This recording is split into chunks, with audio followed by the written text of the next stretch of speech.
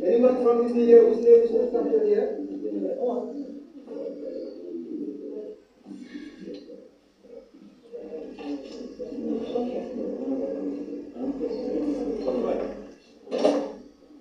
Good afternoon, everybody, and welcome to yet another press conference.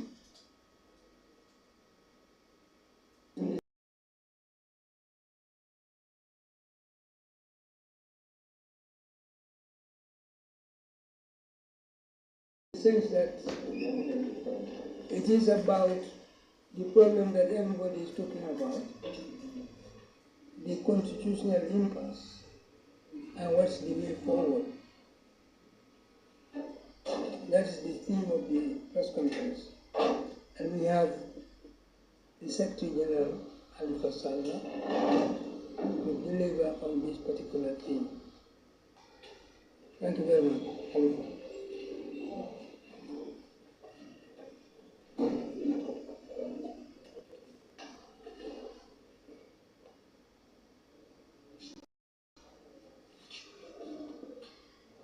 We thank the media for being present in large numbers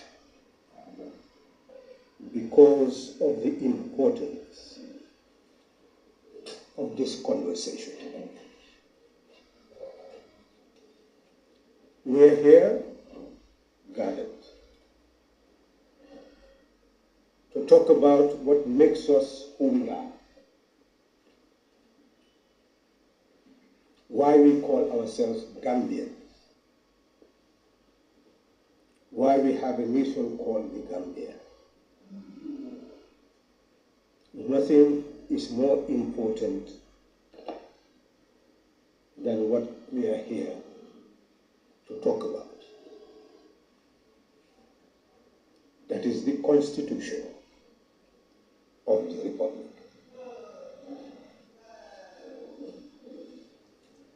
We all heard that the process that was on to build or make a constitution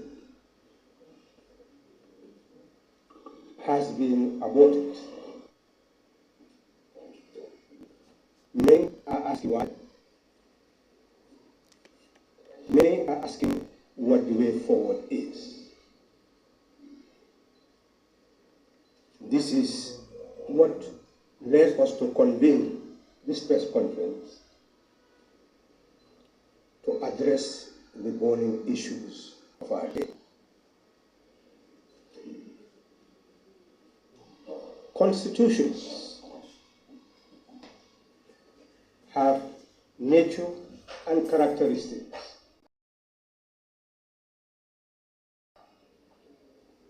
based on the type of system that exists.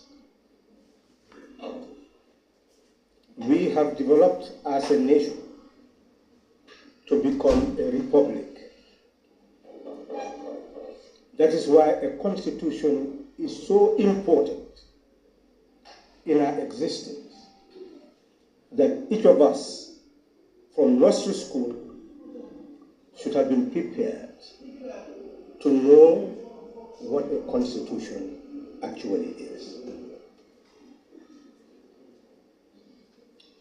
The building of a constitution has fundamental principles.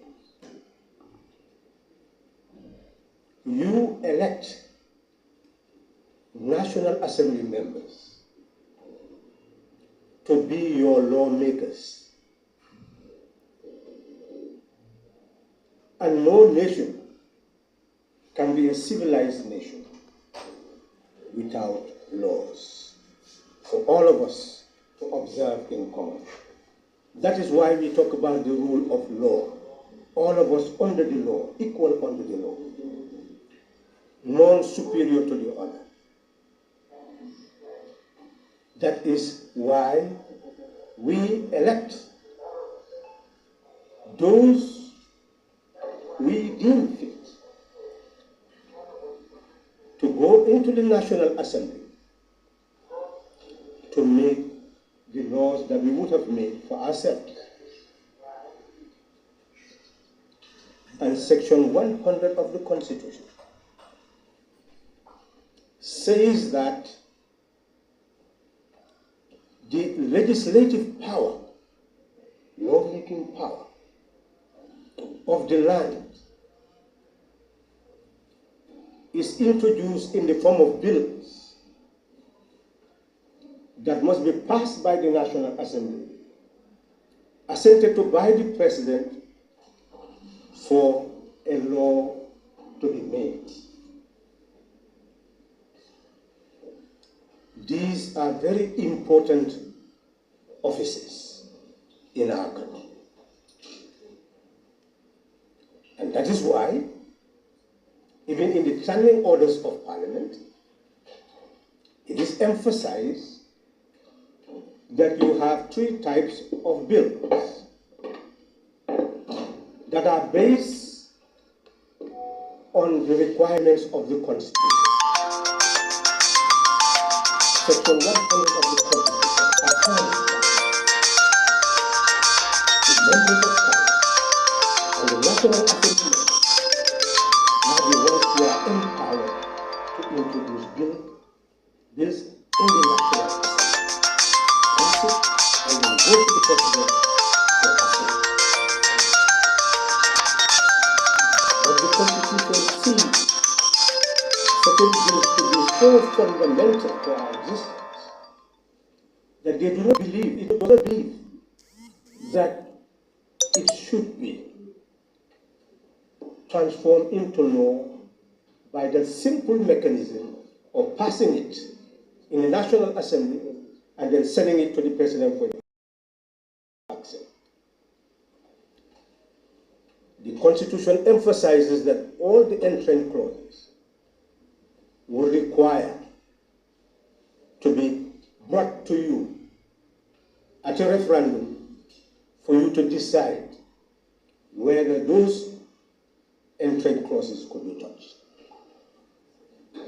And that is why each of us must see himself, herself, as a lawmaker. This discourse should be of interest to you. Why are we here today? We have a 1997 Constitution. In 2016, a change of government occurred. And those who collaborated to form a coalition to change the government emphasized the need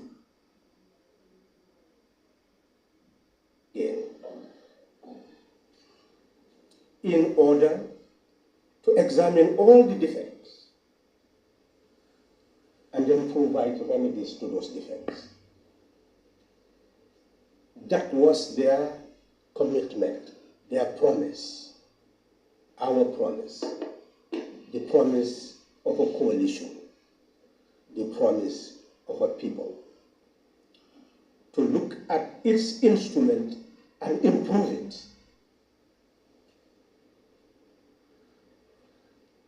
A CRC was established to conduct consultation with the people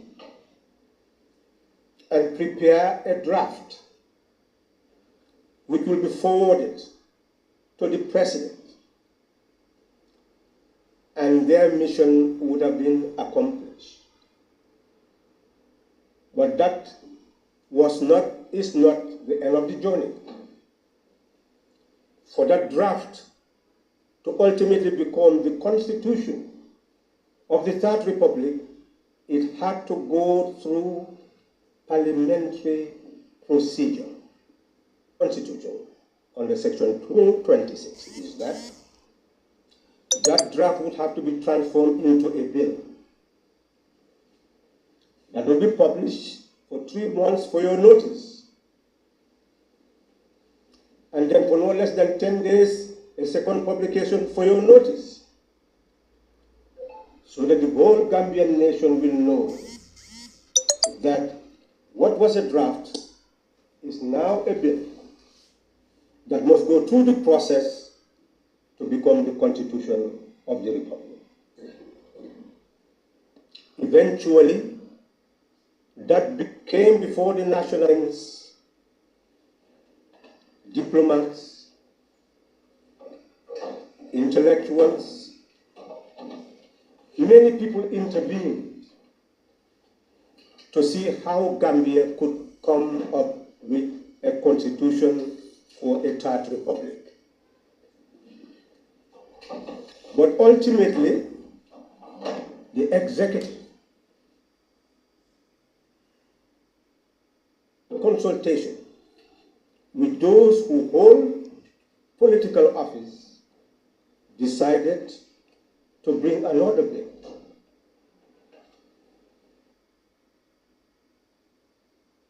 Start the promulgation process of the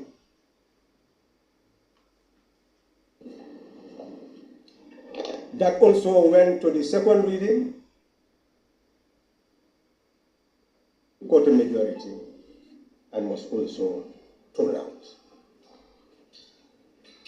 We, the Gambian people, are now to ask ourselves the fundamental question: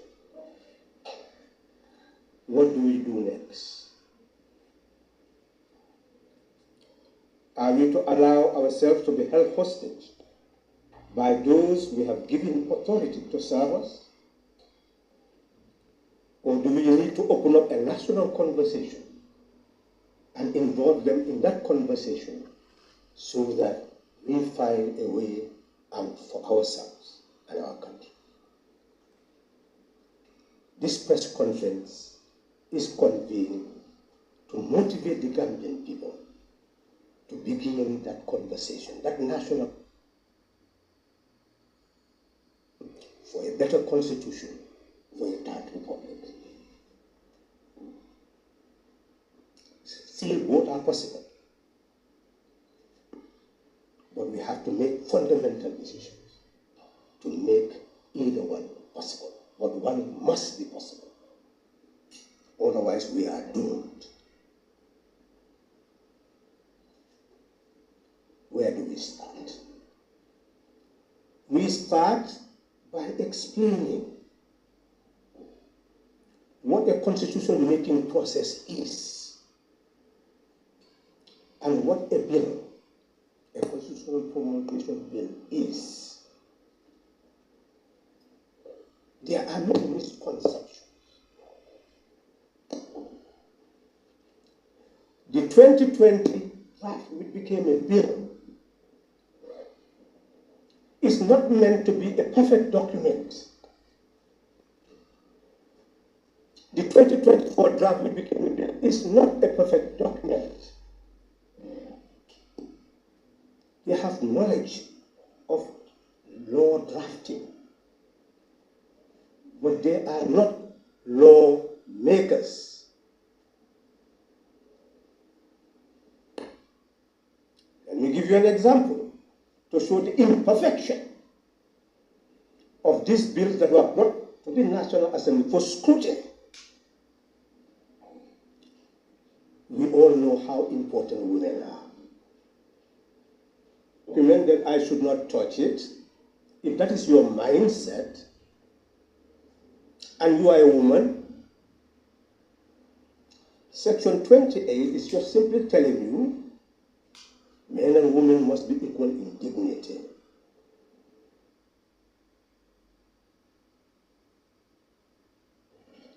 Of cabinet. must be fairly represented. Well, what is fairly represented?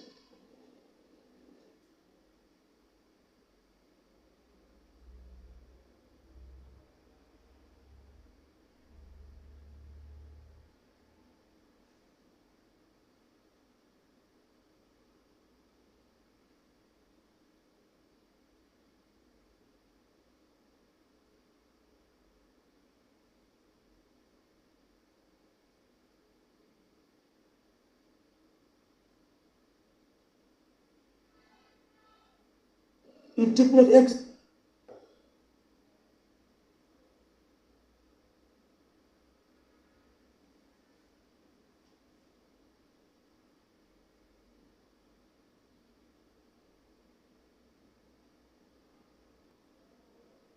This and women movements have been shouting that women have not been properly represented. In fact, they have been shortchanged. But that is the language of the 1997 Constitution. There is no quota anywhere that says that women will have 30% of representation in all the representative institutions. It does not say so. So how can any woman take ownership of that as your document? It is inadequate. No authority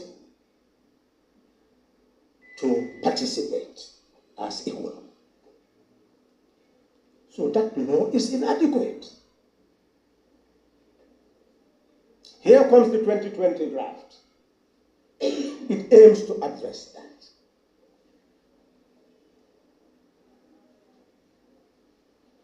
You go to the schedule that is established for that. And what they said is that you will have elections for 14 positions in the National Assembly. 53 seats, 14 will now be allocated to women so that election will take place for those seats, 14 seats, 2 per region,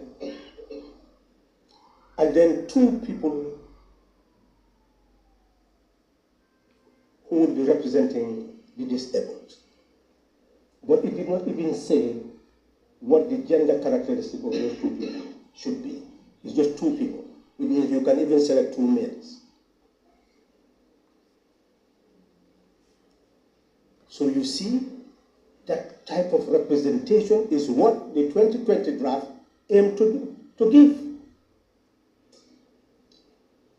But then there is a law under the Women's Act, which was promulgated to improve the Women's Act, which says that in terms of political representation, you should have 30% representation of women. So that 2020 draft that became a bill of the CRC is inadequate.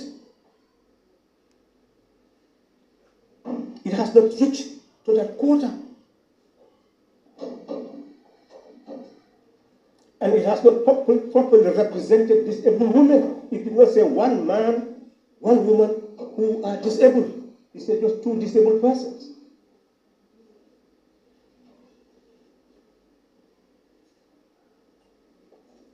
So that law is still inadequate. So if you embrace as a woman that that document should not be touched, then you are yet to know what is in the document and you are yet to know what your right is. That document was meant to be touched. That's the thrust of my argument. And now the 2024. Let's say you are a supporter of MPP. In the quota that they established in the schedule, what was 14, they reduced it to 7. And not only 7, instead of elections, now the parties that won in the regions will be given the right to select a representation. How they were going to do that is still questionable, because the region comprises many constituencies. So if this region you won there, so how will you ultimately determine? Not only that, from election to 5 people being nominated, you go back to nomination. Who on earth, who is a woman, regardless whether you are MPP or any party, would accept that to be a document you should embrace? So what is the argument? The argument is that the 2020 draft had many shortcomings. The 2024 draft had many shortcomings. There were intentions provided by those who drafted it, and those intentions were converted into a bill, and the bill given to the National Assembly for scrutiny.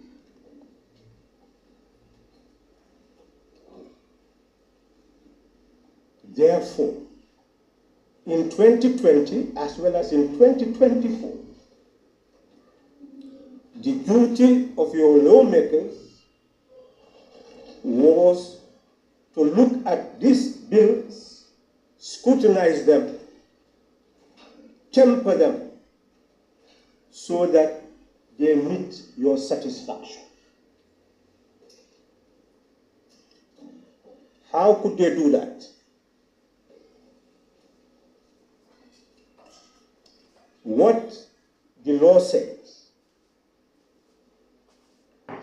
is that the bill will go through the first reading to be introduced, and second reading, where Standing Order 66 says that the principles will be a subject of debate and voting. Because to make a law, you have to explain why you are making it. Law is made for a purpose, for an object. And that is why the Constitution says under Section 101 that before you introduce a law, you must state those principles, the policies embodying it, the defects you intend to remedy, the purpose for introducing it. There is a reason. And the National Assembly members must question the reason behind the law. And their voting will start from examining the reasons. And Standing Order 64 emphasizes that when they look at all the reasons and the objects, the purpose, then they can also, under Standing Order 66, vote on the principles. I hope I am being very clear. Law is made for a purpose, either to prohibit something, to prevent something, to promote something, to protect something, to preserve something. Law is made for a purpose. It says your lawmakers must develop the knowledge and base of examining the purpose of a law before they even proceed to examine the content. So during the second reading, the debate should be about principles. And I've clearly showed you the inadequacies. The 2020 draft, the 2024 draft. So those are the inadequacies that should have been examined and lay the foundation that there is need to interrogate the Constitution and improve its content.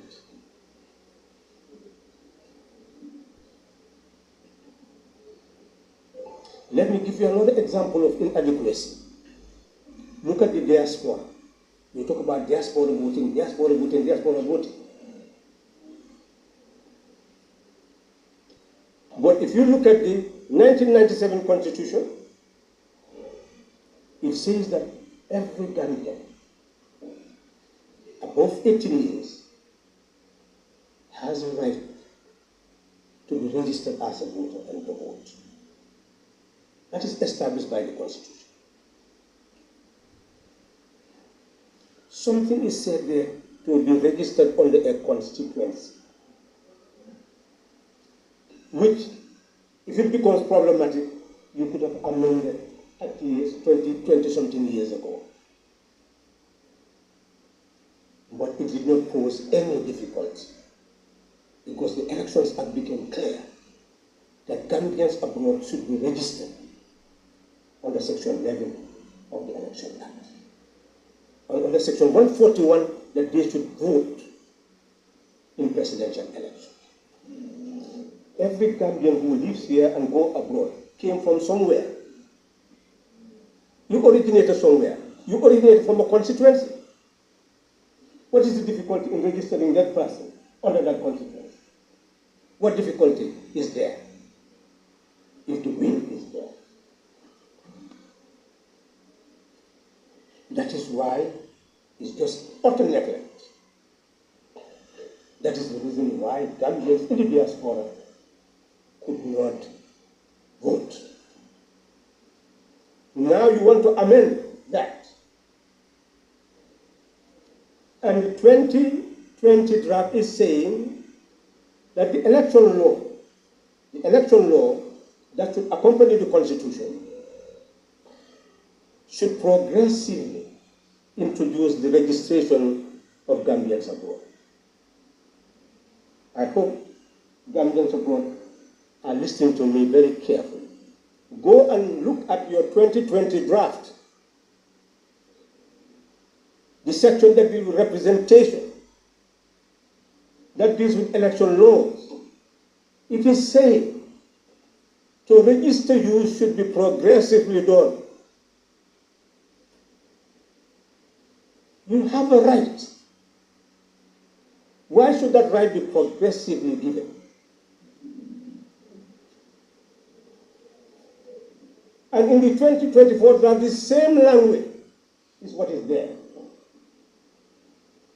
Who in the diaspora will take ownership of these two documents?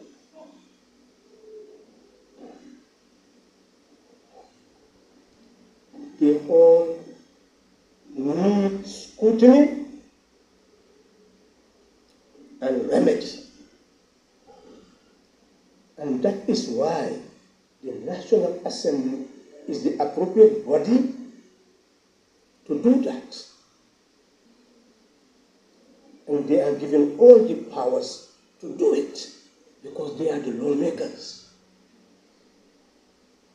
Nobody can dictate to them. The 2020 draft was prepared by an independent body of competent Gambians. They did what they believed Gambians wanted and could afford to do. So now, those who were elected were the ones who should have examined whether what they did was adequate and add whatever was necessary to make it fit for purpose. The same thing with 2024, prepared by the executive. But once they bring it to the National Assembly, that's where it stops. They have no authority to impose on anybody so that it will pass to become a law.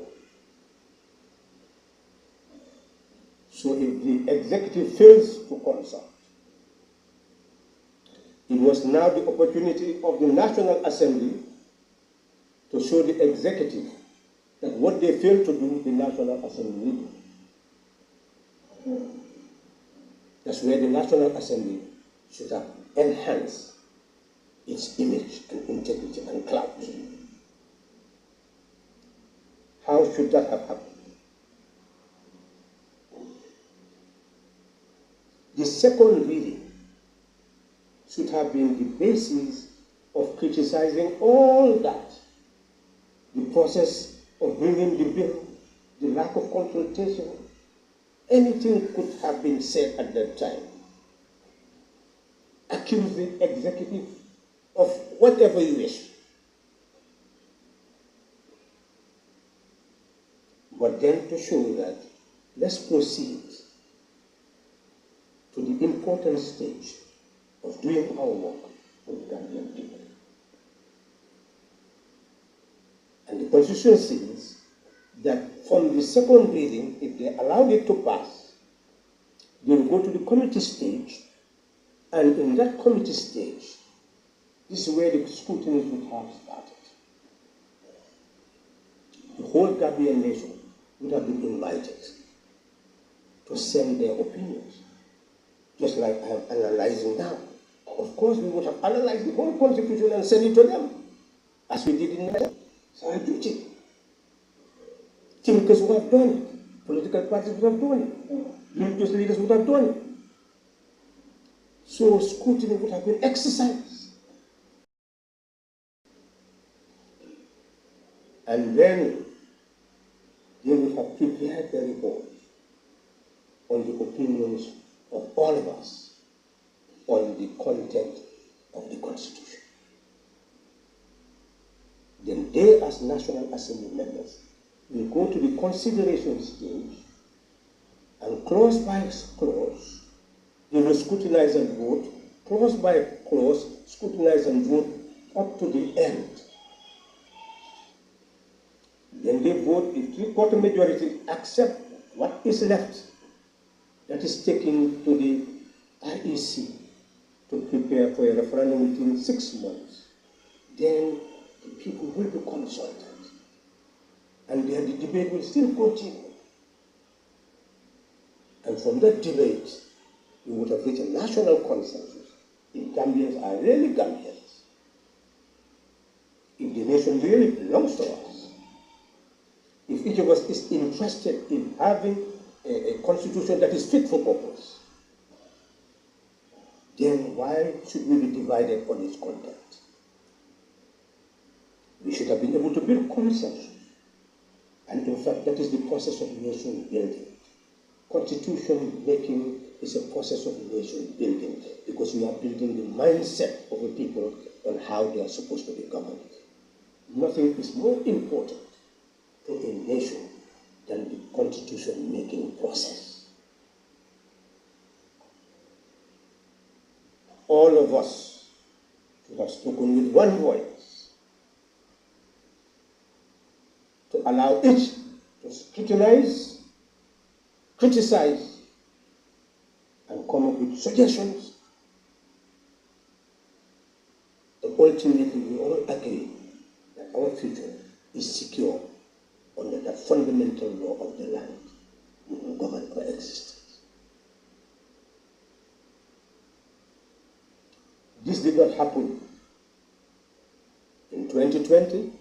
It has not happened in 2024. We'll be having other programs, public lectures on constitutions and constitution building, but this is meant for a specific purpose, to awaken all of us, to know that if we are not involved, we'll be left behind. If we do not take charge of our destiny, we'll be victims of blind destiny.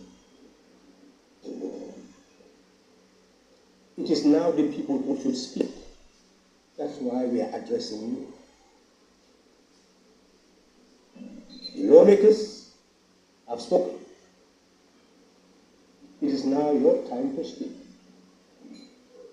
If you do agree that the process was to move from the second reading to the committee stage so that the Constitution will be scrutinized, it was not voting to adopt it, as many had thought in 2020. I was among those, I was in the National, who supported that it should pass the second reading. But the objective of supporting it was not to adopt a constitution, is to bring it so that I could scrutinize it.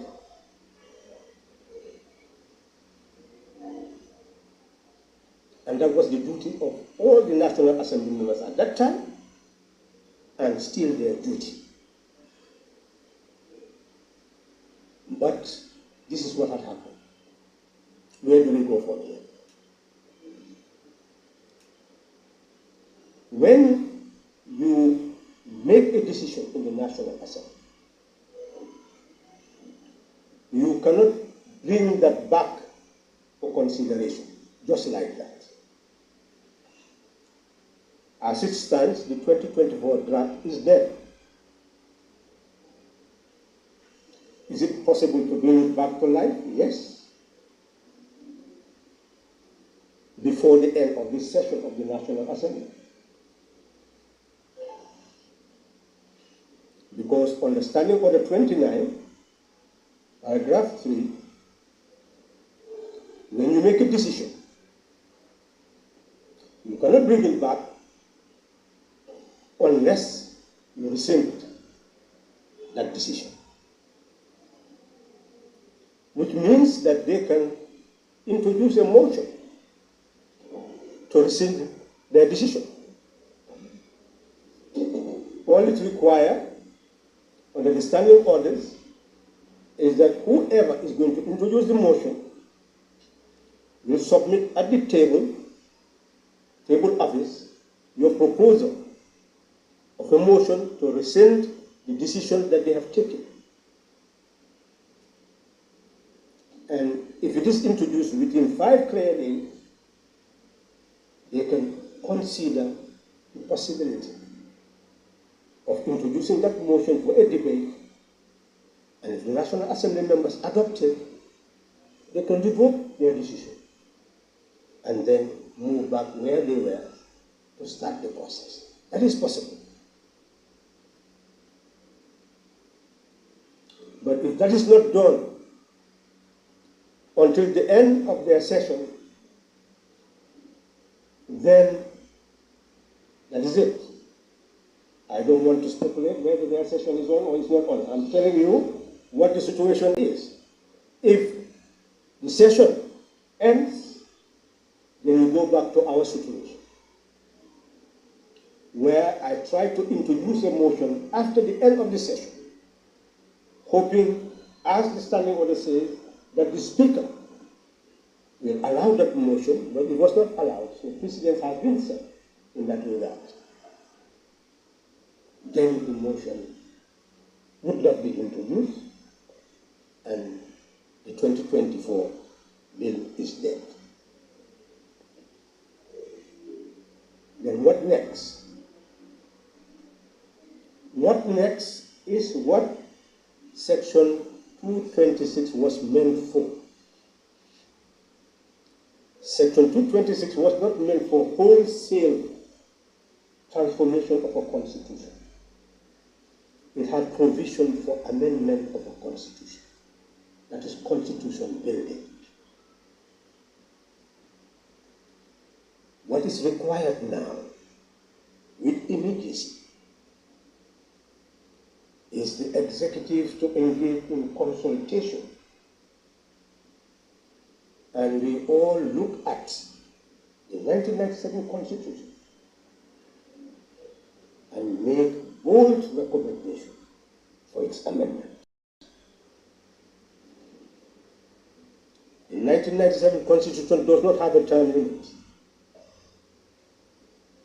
You can be there for eternity as long as the people concord. You can use patronage, buy votes, you can do anything which is against the law, but just to sustain yourself in power. As long as the people are in a position to be bought, then you can stay in power as long as you wish, relying on the politics of patronage.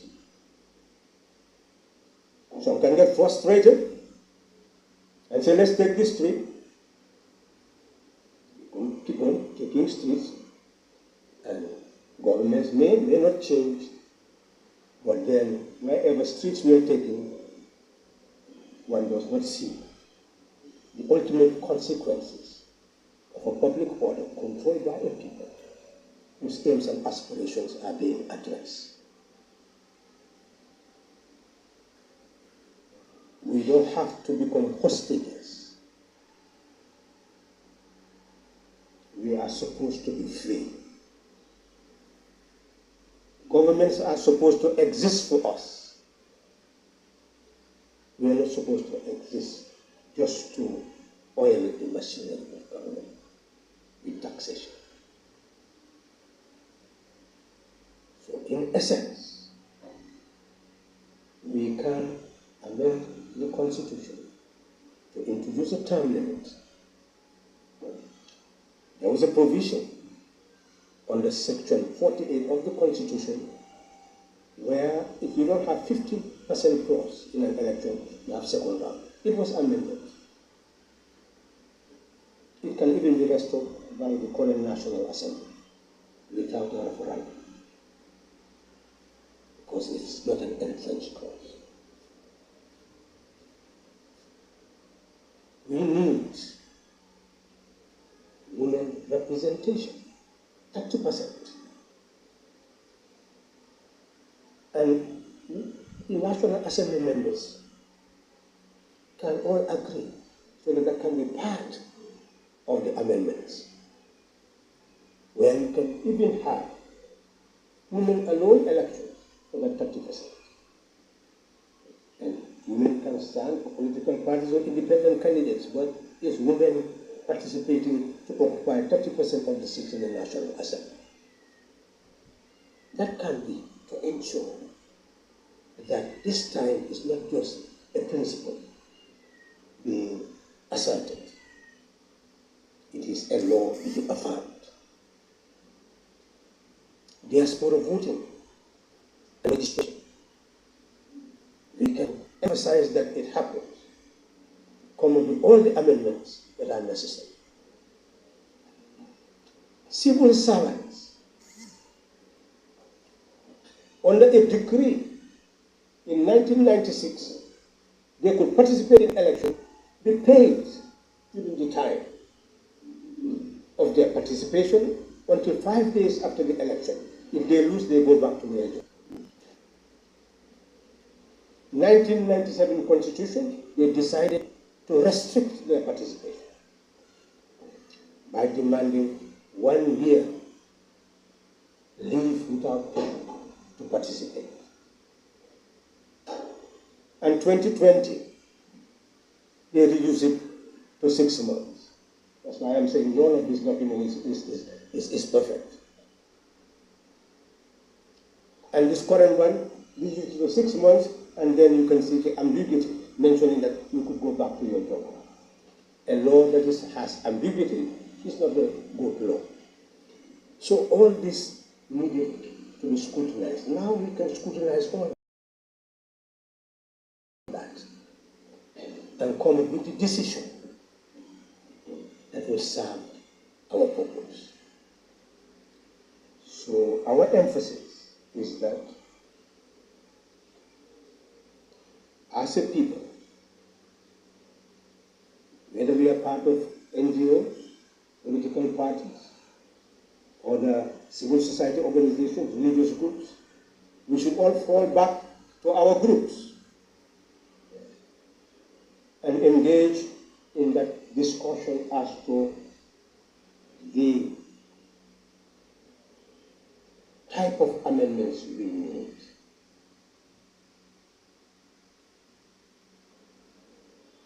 And then throw it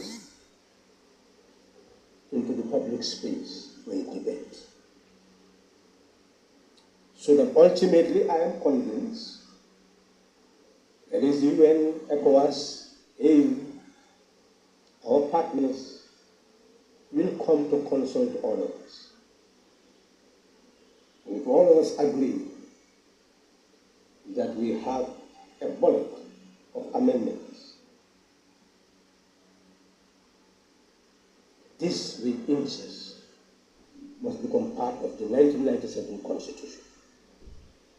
I am convinced that our voice of voices would be heard. On that note, I would want to say that DOI has been engaged in real conversation on the way forward for this nation. And we are convinced that what is missing is a national agenda. We cannot transform the nation into a partisan agenda because all of us own this nation together. So there is need for a national agenda. Then you can convert that into your partisan agenda. So we should start now. A constitution belongs to all of us. It is designed to govern all of us. So it is important to all of us. Let us all work together then to make it fit for our purpose. Thank you.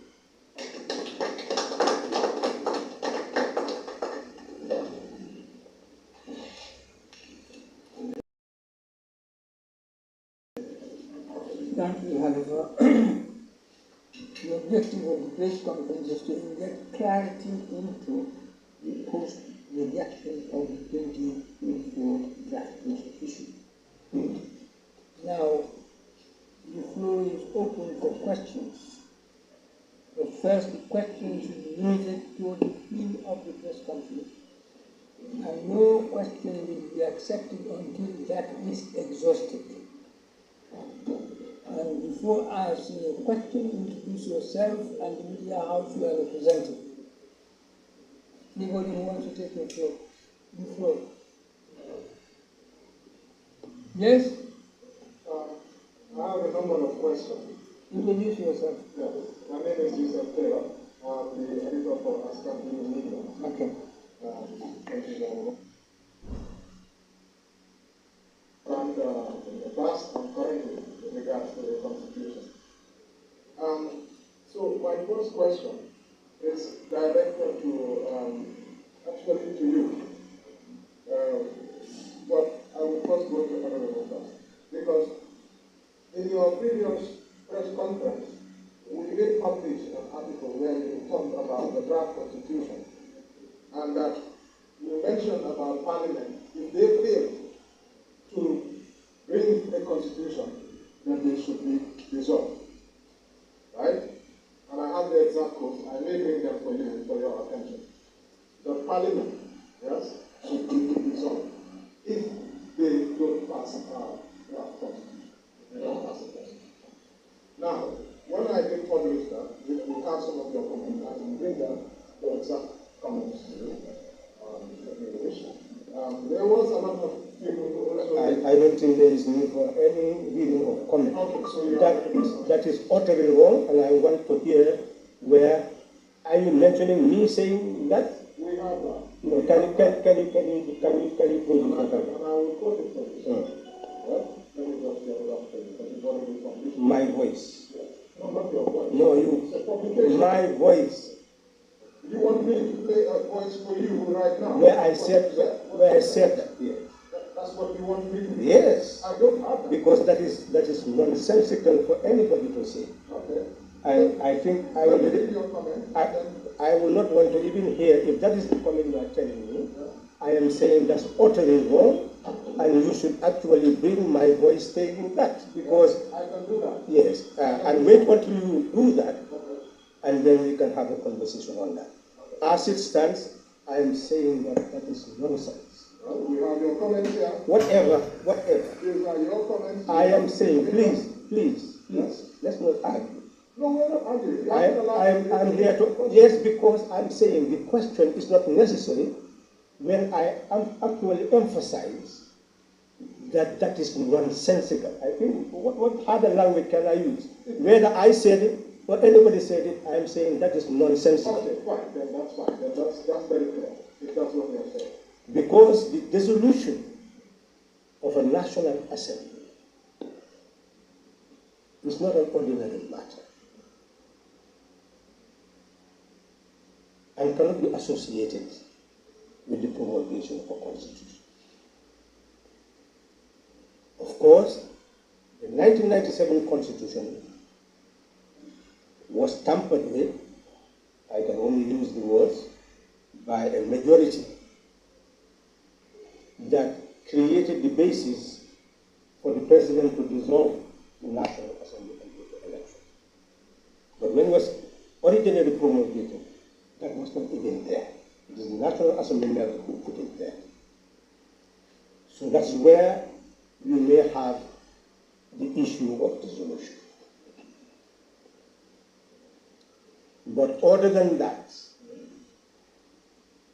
we cannot talk about dissolution of the National Assembly. The National Assembly sits until the day before the assumption of office of a new National Assembly, before it is dissolved. That is the language of the Constitution. I can move on to my another question. Since that one, to be fair, it says that he cannot make the law, then Gambia is in trouble. If the maker of the law is not ready to make the law, then Gambia is in trouble. Then dissolve your legislature and know that it's not fit for purpose. But anyway, I will go on to... No. There I can answer you. You see, how you... I think you understand the English language. When you are interpreting any statement or sentence, you must understand the grammatical and ordinary meaning of the words and the construction of the sentence. What you are saying now, I would have said that. And I must have said that somewhere. I am in fact insisting on saying that. Because it's a means of challenging any lawmaker who is given the responsibility to craft the most important document of a country, and you throw it away. What is the purpose? If you cannot make a constitution, then what other law is relevant to you to make? What is the purpose of that National Assembly anymore? That is an existential question, philosophically coined to question those people whose responsibility it is to ensure that they move us towards having a constitution. It's a challenge. It's to them. It's not saying there is a constitutional provision that asserts that if you cannot do this, then you are dissolved. That's not the language that you have just read. But what you have said is quite correct, and that is definitely not nonsensical. That's very, very profound, philosophically coined, and still what I maintain. If we have National Assembly members who cannot guide a nation to make a constitution, then what is their purpose? What is their relevance? It's as good as dissolving the National Assembly. I will repeat those words. So then I think we move on that.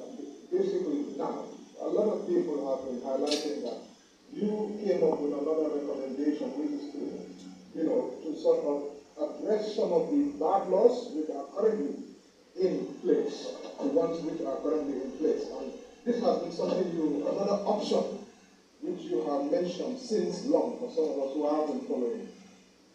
Do you think that's still a viable option from now until getting to the 2026 presidential elections? Obviously, it will have to be on losses that don't move a referendum. Is that still a viable option? Does Parliament consider that option we are considering? Well, let's think together. Section 226 of the Constitution states that any bill to amend entrant, non-entrant clauses would have to be published in the Gazette for 3 months. We are talking about 3 months, the mathematics of the lawmaking. Then no less than 10 days, 2 months, 10 days. And then a debate in the National Assembly, should it take more than a month? It took just a few days to come up with first reading, second reading. So you can see that the delay was postponed, but it was scheduled several times, which means that within a month, you should be able to have a discussion at the National Assembly. And if it is an entrance clause, then you go through the process of sending it to the Independent Electoral Commission. We must hold a referendum within 6 months. So within a period of 12 months, you should really be able to clearly amend what is even an entering clause in the Constitution. Now, if you look at lawmaking, they said 6 months before elections, you should not actually start tampering with. And those are issues that you look at, the applicability, even in your own jurisdiction. All these are issues that, in the process of coming up with the best law, you'll be able to treat. But essentially, I'm convinced that if we start now, we should be able to do it. But it is open for a debate. I think that issue is now before the Gambian people for a debate, and I'm sure you will see our position in order fora on it. Thank you so much. Minister, my first question, during the debate or during this following day, most of the government has used that this thing out. Using that website, especially people who are in the legislature, who are with you. But just that there was no time, you were in a similar position in 2020 when you wanted to pass through the secondary, and the other side, at the time, the majority of the people did not have those concerns or those requests that you made. So now it is reversed, where we wanted to pass the other state, and some people were saying no plan. So the reason that they had cited was they could not trust to allow this thing to go after the second stage because they are dealing with a majority side that cannot be trusted. And they based that on some of the past legislation or attempts to bring legislation that they rejected. You started the need for that and that was introduced in the election, and they rejected that outright. And we also talked about the women representation. The bill came and there was no voting, and most of the people in the majority were guilty of that. So they believe there is no trust, allow them to go to the next stage because they will not need a third majority or two-third majority for any clause to be changed. And if we go there, they fear that some of the clauses that people can make very important. How do you reconcile this? Well, opinions are opinions, and we cannot continue arguing with people's opinions. It's important to understand processes. Even after the committee stage and consideration stage, there is the third reading. If you can throw a bill away in the second reading,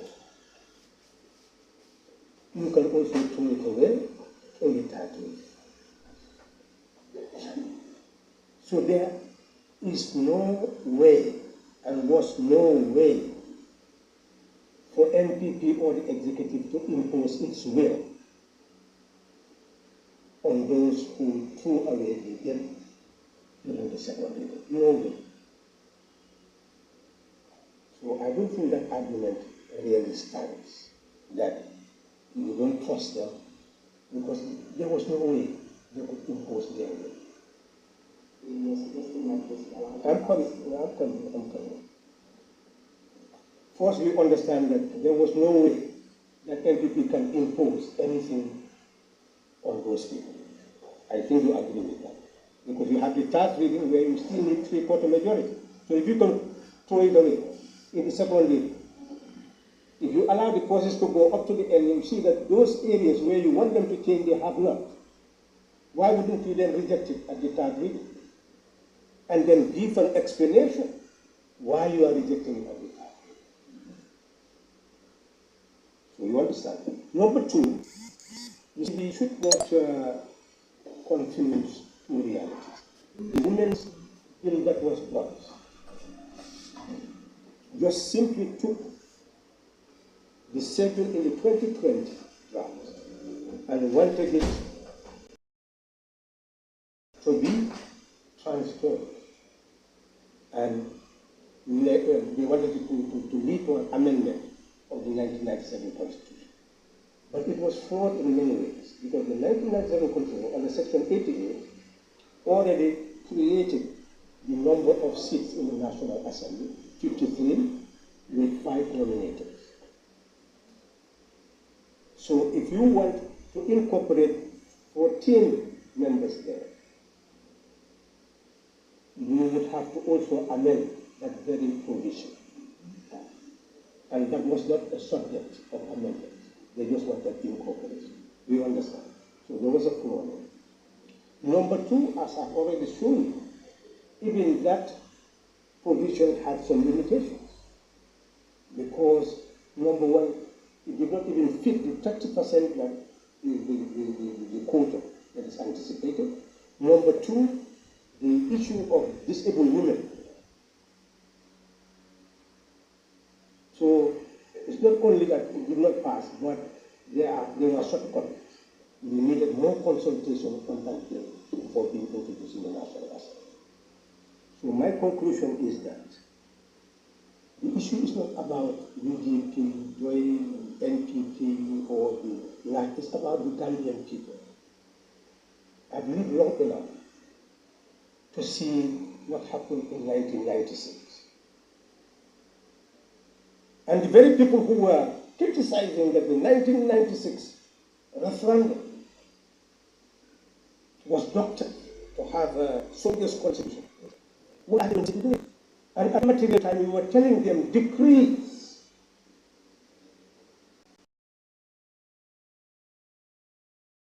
were monarchical instruments. And to reject the constitution meant that we were acknowledging that decrees will continue. The supremacy of the AFPRC, that it was better to have a half-hearted constitution than a full-hearted decree governing the affairs of the nation. But they would not even listen to what we were saying at that time. But it is now that people are becoming very clear on the content and see that no matter how half-hearted the content of the 1997 Constitution was, it served our purpose of removing the very person who came through the ballot of the God, through the ballot box. So after that, what other more not to improve on that? And because to a future generation, an instrument that is fit for purpose, instrument that can be compared with the instrument of any other country on the face of the earth. Those who do not have that objective are not prepared to build a future that is fit for all of us. That's what I'm saying. We must be prepared to build a better future, a fairer Gambia, a better Gambia. If we are not ready to do that, well, that's our opinion, that's how we wish to govern, and that's how we wish to live. So you don't blame anybody who wish to live that way and govern that way. It's those who are governed who should now ask themselves the question, is that how we wish to be governed? That's the fundamental question. And that's why we are convening this press conference. The Gambian people should go back and ask themselves the question, what do they want? What do we want as a people? That is the question.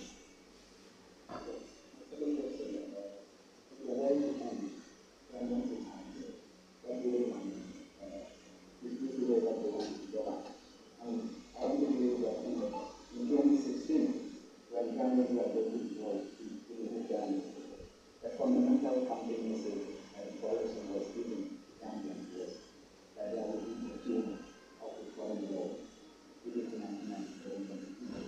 And now that 10 years is back, we still have 1997 after another.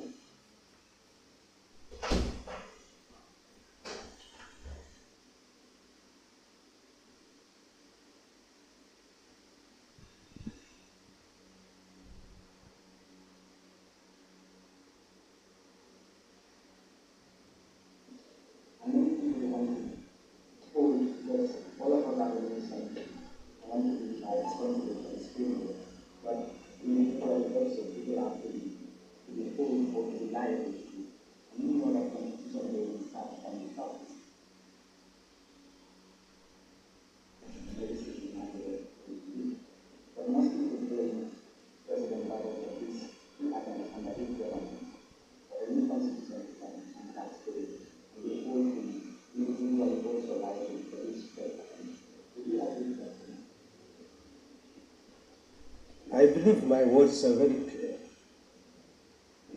We stake our lives to bring change in 2016, not to share a cake.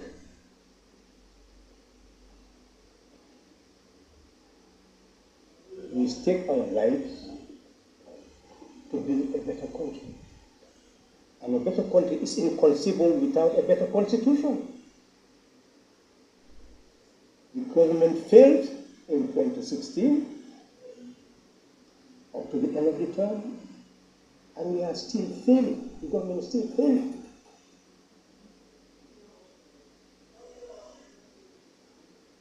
So that is said. So I don't. What is the relevance of that? All of us know that.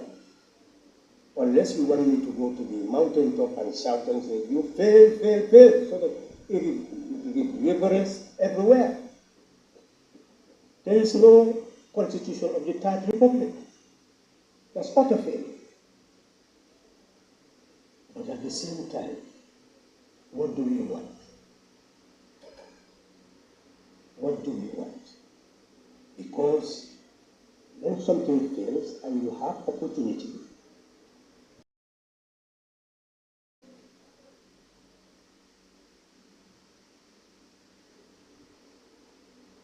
so failure of a government and failure of all those who are part of the collective failure must be announced for all of us to hear. And all of us should go back and become prisoners of our own conscience. That tomorrow posterity will ask us, when you had the opportunity to shape a better future, what did you do? What role did you play?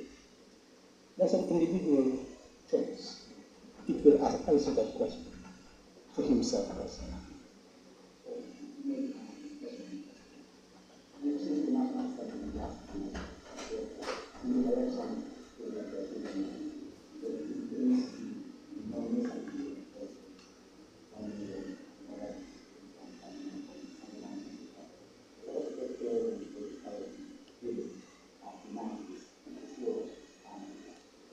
Well, I don't think you should even ask us. This is why we said let's change Germany. We wrote an election, a petition to recommend electoral reform. Gambia opposition for electoral reform. And the reply to that petition was to increase. Then they just reduced it to 500,000, but it was 1 million initially to stand as a presidential candidate. 50,000. The political parties to be registered also said. So the idea then was to prevent people from being registered as political parties and also to participate in elections. That's how we interpret it. The ex-president Jammeh deliberately has decided they should back to our faces. Therefore, for us, the route was to build a coalition to effect change. If you read PDOIS material, you will see Agenda 2050. You will see exactly those quotations of the figures, of the difficulties for the political parties, etc. So we felt that when we need a coalition, we need to do that. That was the objective of the coalition. So if those people who were part of the coalition can now come and make those laws, then it just shows the utter failure. I don't know what you want me to say anymore. You want me just to stand here and say failure, failure. But it shows that people do not necessarily believe in principles all the time. Sometimes you use those principles to fight for power. But when you have the power, then the principles may not necessarily be meaningful to you again. So let's see what ultimately they will come up with, because we're not going to the third reading. Let's see what will happen. But essentially, this is the time to criticize every step they take to show that square one. Back to square one.